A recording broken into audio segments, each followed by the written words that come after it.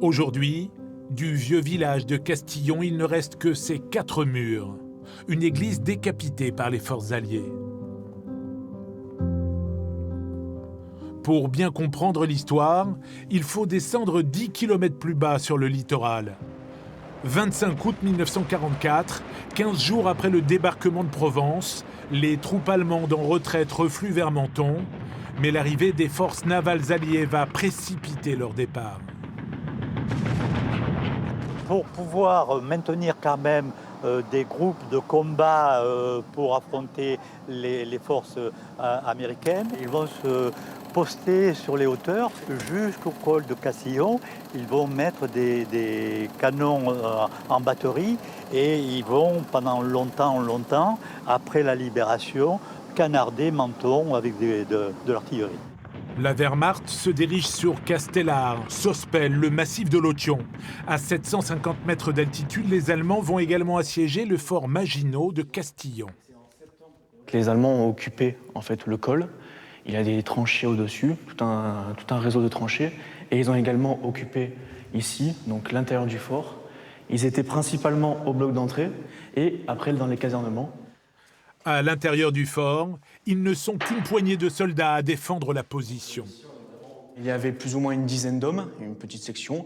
Et en fait, c'était défendre à tout prix le col de Castillon, de l'arrivée des Américains, des Alliés. Et chose qui n'a pas pu être le cas, puisque en fait, ils se sont vite rendus compte qu'ils étaient en sous-effectif par rapport aux Alliés. Dans la nuit du 16 septembre, Menton reçoit plus de 200 obus de gros calibre. En représailles, les navires américains et français, le croiseur La Lorraine et l'Émile Bertin, pointent leurs canons sur Castillon. Cette flotte alliée pilonne Castillon. Ils ont pour point de repère le clocher de l'église et ça leur permet justement de viser le fort Maginot qui est leur principale cible. C'est vraiment un déluge de feu qui s'abat sur ce site. Des semaines de bombardement. Les Alliés pénètrent dans Castillon le 27 octobre. Et les Américano-Canadiens de la First Special Service Force rentrent dans un village de Castillon dégradé, soufflé, constatent qu'il n'y a plus personne et à partir de là, Castillon est libéré de l'envahisseur allemand.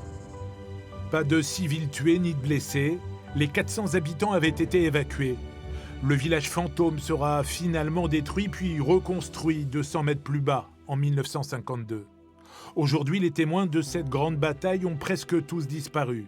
Chaque année en septembre, Castillon commémore ses libérateurs pour ne jamais oublier.